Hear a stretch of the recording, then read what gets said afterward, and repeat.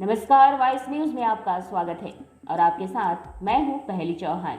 आप देख रहे हैं हमारी खास पेशकश स्पेशल रिपोर्ट। श्रीगंगानगर की राजनीति में आज हम बात करेंगे पूर्व मंत्री राधेश्याम राजपाल बाऊजी और उनके बेटे वीरेंद्र राजपाल की। श्रीगंगानगर में पिछले 5 दशक से यानी कि 50 सालों से राधेश्याम बाऊजी श्रीगंगानगर की सेवा में लगे हुए हैं।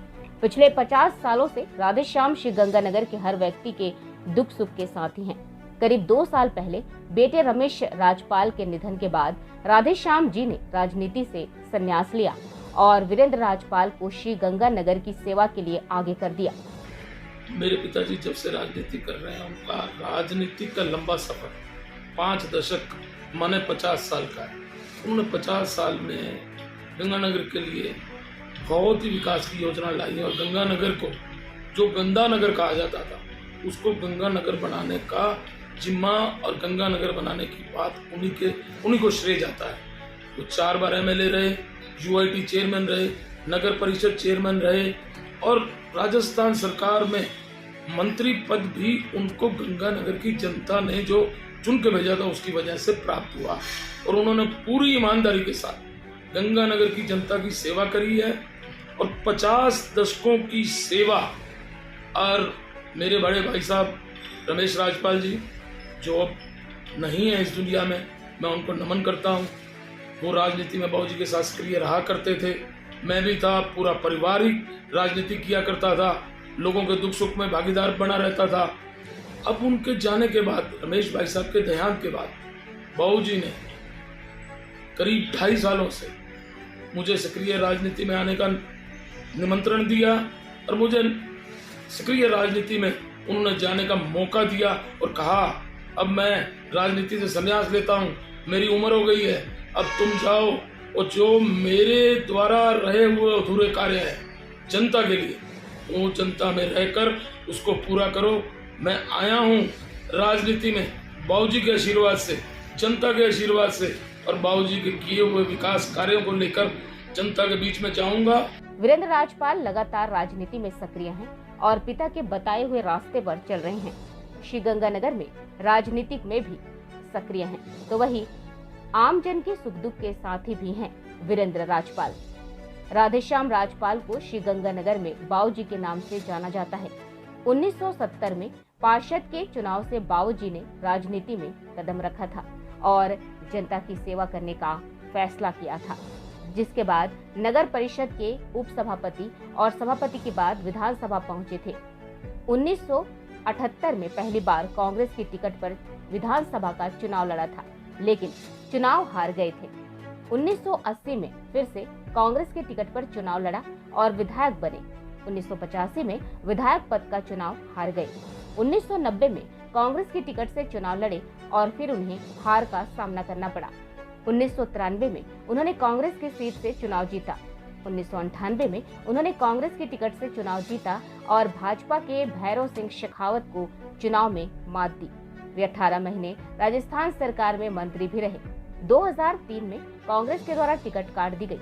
भाजपा की टिकट से उन्होंने चुनाव लड़ा और जीत हासिल की। 2008 में भाजपा की टिकट से चुनाव हारे। 2013 में भी उन्हें जीत नहीं मिली। 2018 में उन्होंने निर्दलीय चुनाव लड़ा और चुनाव हार गए। वीरेंद्र राजपाल का जन्म 1 अगस्त 1960 को श्रीगंगानगर में हुआ था। माता स्वर्गीय इंदिरा देवी, पिता राधेश्याम राजपाल हैं। वीरेंद्र राजपाल ने अपनी शिक्षा श्रीगंगानगर के एसटी कॉलेज से पूरी की है। वीरेंद्र राजपाल 40 सालों से राजनीति में हैं, लेकिन पिछले 2 सालों से सक्रिय राजनीति कर रहे हैं। वीरेंद्र राजपाल कई संस्थाओं के अध्यक्ष पद पर भी रह चुके हैं।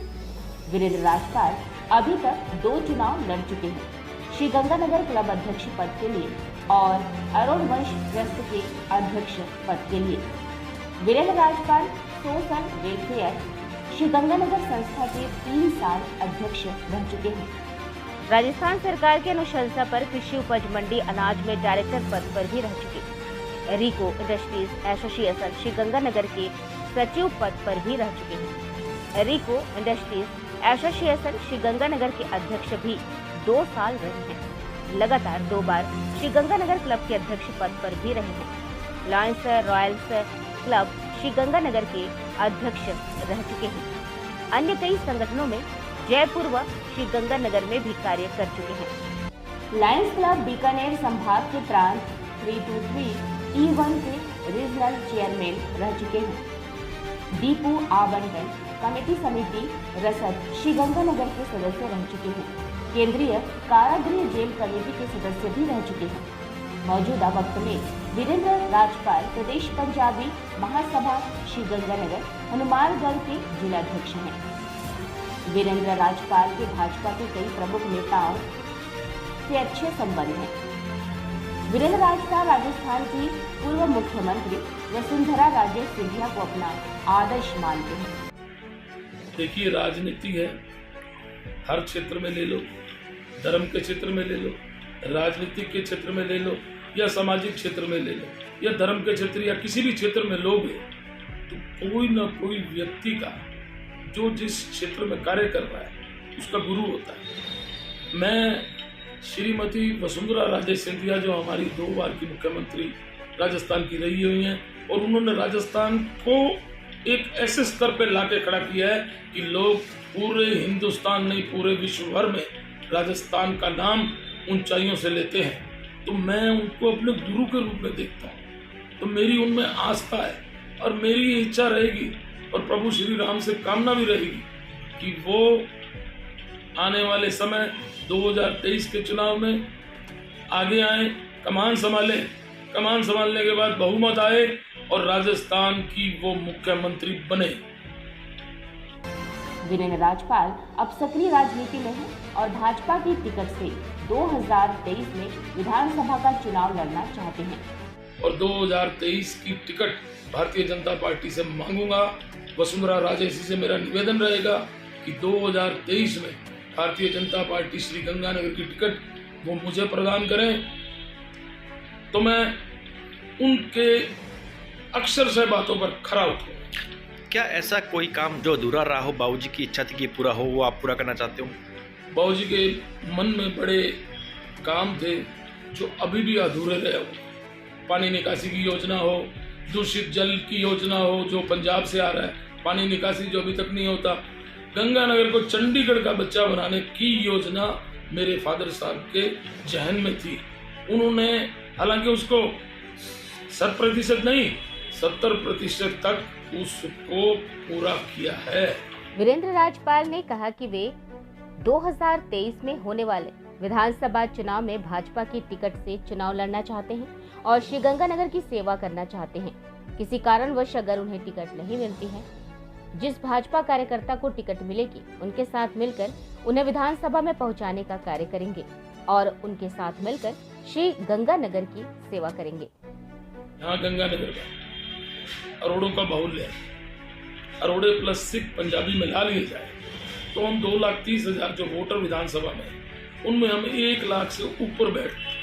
तो मेरी तो मंशा ये रहेगी भाई मुझे टिकट मिले, मेरे परिवार का राजनीतिक अनुभव, गंगानगर की जनता की हुई सेवा वो आए और मुझे टिकट मिले और मैं भारतीय जनता पार्टी से चुनाव लड़ूं। हाँ, आपका क्वेश्चन ये है भाई मुझे टिकट ना मिले, अगर मुझे टिकट नहीं मिलेगी तो पार्टी भारतीय जनता पार्टी, मैं एक भारतीय जनता पार्टी का अनुशासित सिपाही हूँ, कार्यकर्ता हूँ। हमारी पार्टी कैडर बेस्ड पार्टी है। हमारी पार्टी अगर मेरे अलावा टिकट देती है तो मैं 100% अपनी पूरी की पूरी जी जान लगा दूंगा और उनको विधानसभा में चुन के भेजूंगा।